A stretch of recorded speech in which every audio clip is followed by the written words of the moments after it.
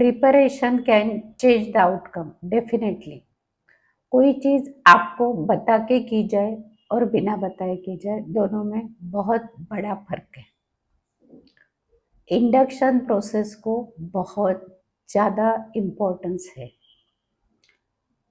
अगर कोई कॉलेज में आप एडमिशन लेते हो और वहाँ पे साल भर आपके साथ क्या होने वाला है, कब आपकी एग्ज़ाम है, कब आपके क्लासेस है, कब प्रैक्टिकल है, कब गैदरिंग है, कब स्पोर्ट्स डे है, साल भरे में क्या क्या एक्टिविटीज़ होने वाली है, क्या क्या चीज़ें होने वाली है, ये अगर आपको पता ही नहीं है तो कैसा गुजरेगा आपका साल। लेकिन अगर आपको पता है तो कितना अच्छा होगा, कितना अच्छे से आप प्लान कर पाओगे कि कब छुट्टियां है, कब गांव जाना है, कब घूमने जाना है, कब पढ़ाई करनी है, कितनी पढ़ाई करनी है, सब चीज़ें प्लान कर पाओगे। और एक बेनिफिट ये भी होने वाला है कि अगर आपको पता ही नहीं है और डायरेक्टली अगर आपको बताया जाएगा कि आपके एक्स्ट्रा क्लासेस होने वाली है, आपकी एग्ज़ाम होने वाली है, तो क्या होगा? डेफिनेटली आप डिफ़िकल्टीज फेस करोगे, रेजिस्टेंस डेवलप होगा, आप वो चीज़ को अपोज करोगे। लेकिन आपको अगर पहले से ही पता है कि 3 महीने में आपका सिलेबस नहीं कवर हुआ, तो लास्ट 15 डेज में आपके एक्स्ट्रा क्लास होने वाले हैं। उसके बाद में आपको 20 डेज की प्रिपरेशन लीव मिलने वाली है। तो डेफिनेटली आप प्रिपेयर रहोगे, आप अपोज नहीं करोगे, आप रेजिस्ट नहीं करोगे। इसीलिए आजकल सभी जगह पे इंडक्शन प्रोसेस चल रही है। कॉलेज में भी स्टूडेंट जब एडमिशन लेते हैं उसके बाद में सबसे पहले इंडक्शन प्रोग्राम होता है। इंडक्शन के ज़रिए आपका प्रिपरेशन होगा, आपको स्टेप बाय स्टेप सब चीज़ें पता चलेगी, ट्रस्ट बिल्डिंग होगा, आपकी एक्सेप्टेंस लेवल बढ़ेगी और रेजिस्टेंस लेवल कम होगी। यानी आप इजीली सब चीज़ों को एक्सेप्ट करोगे, कोई भी चीज़ को शायद अपोज नहीं करोगे। ऐसी कहानी आपने घर घर में देखी होगी कि बेबी को जब नहलाने लेके जाते हैं, जोर जोर से रोना शुरू कर देता है। क्यों? क्योंकि उसे पता ही नहीं है उसके साथ में क्या हो रहा है, कैसे हो रहा है। बाई आती है, उसको खींचती है, उसके कपड़े निकाले जाते हैं, मसाज की जाती है जोर जोर से रगड़ रगड़ के, और फिर डायरेक्टली उसको नहलाने के लिए लेके जाता है। धड़ाम से पानी उसके ऊपर डाल देते हैं। तो ऑब्वियसली ये सब चीज़ों को वो रिएक्ट करेगा, रेजिस्ट करेगा, वो अपने इमोशंस रोने के ज़रिए एक्सप्रेस करेगा। लेकिन अगर बेबी को आप प्रिपेयर कर रहे हो, उसे धीरे धीरे सब कुछ चीज़ें बता रहे हो, उसे अच्छे से जेंटली मसाज हो रहा है, मसाज के साथ में उसके साथ में बातें हो रही है, आई कांटेक्ट हो रहा है, तो बेबी ये सब चीज़ों को एंजॉय करेगा। नहाने के लिए भी आप जब उसे लेके जाओगे तो पहले थोड़ा सा पानी अगर आप पैर पे डालते हो या उसका पैर ही थोड़ा सा पानी में डालते हो, उसे वो वो पानी का जो टेम्परेचर है वो फील करने देते हो, उसका टच फील करने देते हो, फिर थोड़ा सा हाथ पे पानी डालते हो या हाथ पानी में डालते हो, ऐसे करके धीरे धीरे अगर आप इंट्रोड्यूस कर रहे हो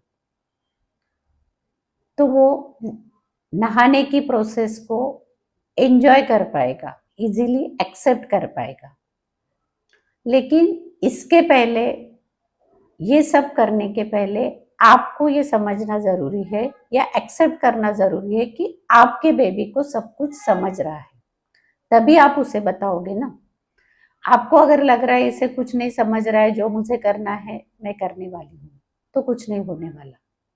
तो आपको पहले इस पे विश्वास करना होगा कि आपका बेबी सब कुछ समझ रहा है, फिर नेक्स्ट स्टेप आएगा उसे बताने का। इंडक्शन के 4 अलग अलग मेथड है। उसमें सबसे पहला मेथड है रनिंग कमेंट्री, यानी इनिशियल स्टेज में, इनिशियल डेज में, इन्फेंट स्टेज में आपको सिर्फ बताते जाना है, रनिंग कमेंट्री करते जाना है।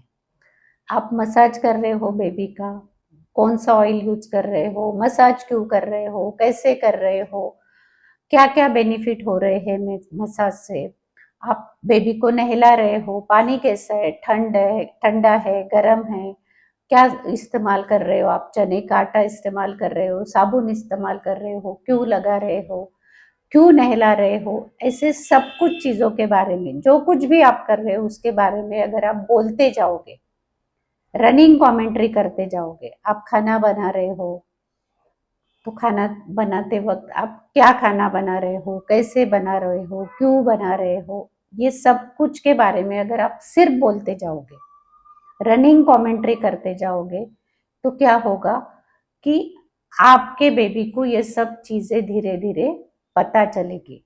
इंट्रोडक्शन होगा सब चीजों का, उसका एडवांस में प्रिपरेशन होगा, आपके बेबी का वो तैयार हो रहा है, अपने लाइफ के लिए तैयार हो रहा है, लाइफ सिचुएशंस के लिए, चैलेंजेस के लिए तैयार हो रहा है।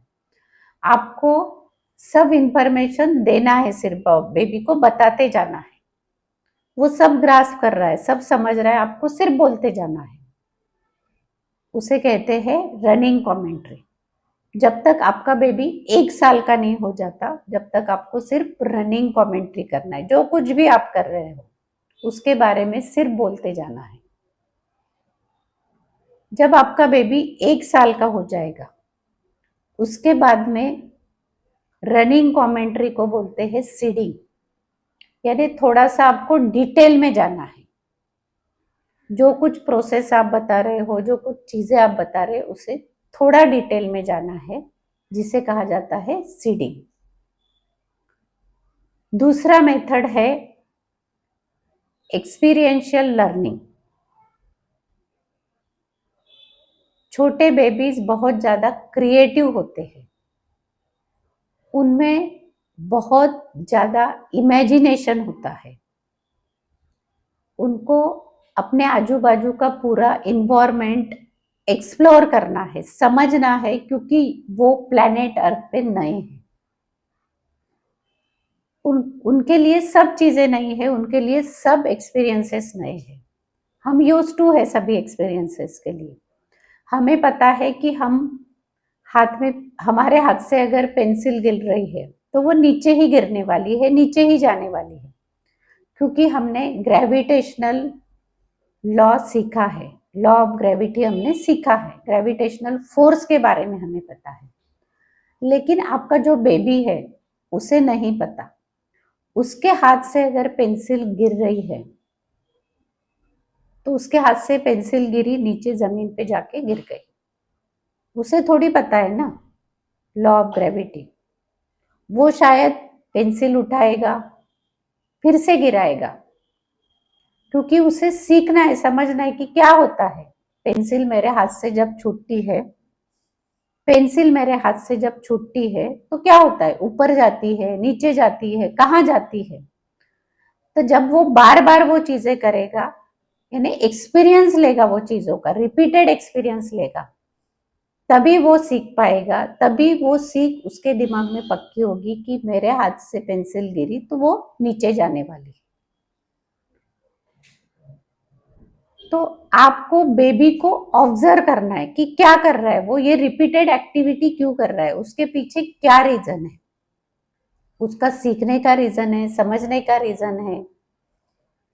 आप अगर डीपली ये चीजें सीखोगे, समझोगे, तो आप उसे सपोर्ट करोगे, उसे इन्वायरमेंट प्रोवाइड करोगे। ऐसे ही इमेजिनेशन के बारे में, आपके बेबी के पास ट्रिमेंडस इमेजिनेशन पावर है। छोटे बच्चों को अगर आप ड्राइंग निकालने के लिए बोलते हो, एक एडल्ट को बोलोगे और एक छोटे बच्चों को बोलोगे, तो एडल्ट के पास सब सेट रूल्स है। उसे अगर आकाश निकालना है, बादल निकालने हैं, तो वो नीले कलर के ही निकालेगा। क्योंकि उसके दिमाग में फिक्स है बादल नीले ही होते हैं।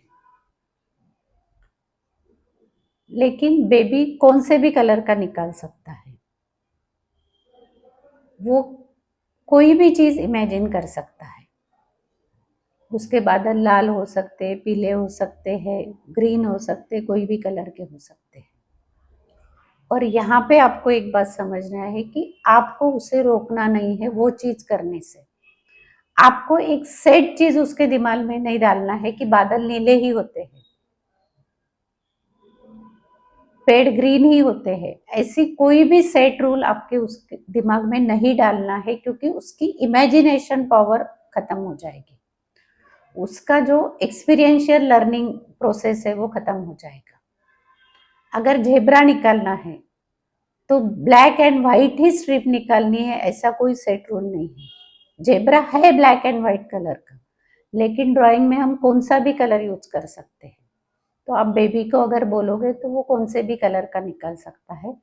तो आपको बेबी के इमेजिनेशन को ब्लॉक नहीं करना है, उसकी इमेजिनेशन डेवलप होते जानी चाहिए, उसने अलग अलग चीजें इमेजिन करनी चाहिए। एक्सपीरियंशियल लर्निंग में काफी सारी चीजें आएगी, एज के साथ में वो अलग अलग चीजों के साथ में एक्सपीरियंस करेगा। जैसे प्रेस रखी हुई है, प्रेस को हाथ लगाने के लिए जा सकता है, उसे नहीं पता गर्म है, तो आपको डायरेक्टली उसे रोकने के बजाय वो प्रेस गर्म है ये उसके दिमाग तक पहुंचाना है। तो आप क्या कर सकते हो कि आपने प्रेस को कपड़े पे रखा, ऑब्वियसली वो गर्म प्रेस है तो कपड़ा गर्म हो जाएगा। फिर बेबी का हाथ लिया, वहां पे कपड़े पे रखा, यानी बेबी को आपको सिखाना है कि ये गर्म है, प्रेस गर्म है, मैं यहाँ पे रख रही हूँ तो भी चटका लग रहा है। और उसे इनडायरेक्ट तरीके से आपको बताना है, क्योंकि डायरेक्टली तो आप प्रेस पे हाथ नहीं रख सकते, तो इनडायरेक्ट तरीके से उस तक आपको ये मैसेज पहुंचाना है कि ये चीज को आपको हाथ नहीं लगाना है। लेकिन वो एक्सपीरियंस आपको दे के समझाना है, बिना दिए आपको बेबी को स्टॉप नहीं करना है, क्योंकि उससे बेबी की नेचुरल क्यूरियोसिटी जो है वो ब्लॉक हो सकती है। तो ऐसे काफी सारे एक्सपीरियंसेस जो है आपको डायरेक्टली रोकना नहीं है, उस आपको सोचना है कि कैसा एक्सपीरियंस आप बेबी को दे सकते हो, कैसे उस तक वो मैसेज पहुंचा सकते हो कि उसने वो चीज क्यों नहीं करनी चाहिए। तीसरा मेथड है इन्फॉर्म लर्निंग का। आपको बेबी को हर चीज के बारे में इंफॉर्मेशन देना है, अलग अलग टॉपिक्स के बारे में, जैसे डाइजेस्टिव सिस्टम है, इन्वायरमेंटल साइकिल है, सन की साइकिल है, ऐसे काफ़ी सारे टॉपिक्स है जिसके बारे में आप बेबी को इंफॉर्मेशन दे सकते हो, जिसे कहते हैं इन्फॉर्म लर्निंग। यानी सिंपल वर्ड में आपको एक बेसिक समझाना है वो चीज़ के बारे में। इससे क्या होगा कि आपके बेबी की क्यूरियोसिटी डेवलप होगी, वो कीनली ऑब्जर्व करना सीखेगा हर चीज को, उसे इंटरेस्ट आएगा हर चीज सीखने में, समझने में, जानने में, और उसकी नेचुरल क्यूरियोसिटी जो है वो डेवलप होते जाएगी। और आप उसे जो इंफॉर्मेशन दे रहे हो तो आप उसके लिए एक इंफॉर्मेशन का सोर्स बन रहे हो, यानी कोई भी चीज सीखना है, समझना है तो ऑटोमेटिकली आपके पास आने वाला है। चौथा मेथड है क्वेश्चन लर्निंग। क्वेश्चन लर्निंग में आपको पता है कि छोटे बच्चे जो है उनमें नेचुरल क्यूरियोसिटी बहुत ज़्यादा होती है, क्योंकि मैंने जैसे बताया वो प्लेनेट अर्थ पे नए हैं, उनको उनके लिए सब चीज़ें नई हैं, तो वो हर चीज़ में क्वेश्चन पूछते हैं। रोटी हम गोल कर रहे हैं तो रोटी गोल ही क्यों है, ये ऐसा ही क्यों होता है, वो वैसा ही क्यों होता है। तो ये ऑब्वियसली एज अ क्यूरियोसिटी वो पूछ रहे, उनको जानना है, वो समझना है। तो यहाँ पे हमें उनकी क्यूरियोसिटी और डेवलप करने के लिए डायरेक्ट आंसर देने के बजाय थोड़े उनके थिंकिंग प्रोसेस को स्टिम्युलेशन देना है।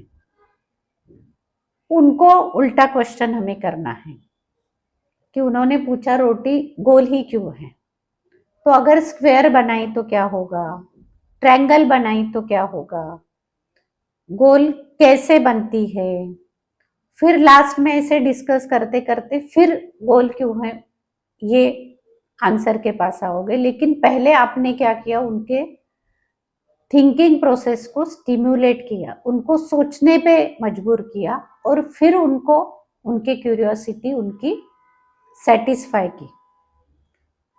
तो ऐसा हर चीज के बारे में आप उनको सोचने पे मजबूर कर सकते हो, समझने पे मजबूर कर सकते हो, जिससे क्या होगा, उनकी क्रिएटिविटी बहुत अच्छे से नर्चर हो जाएगी।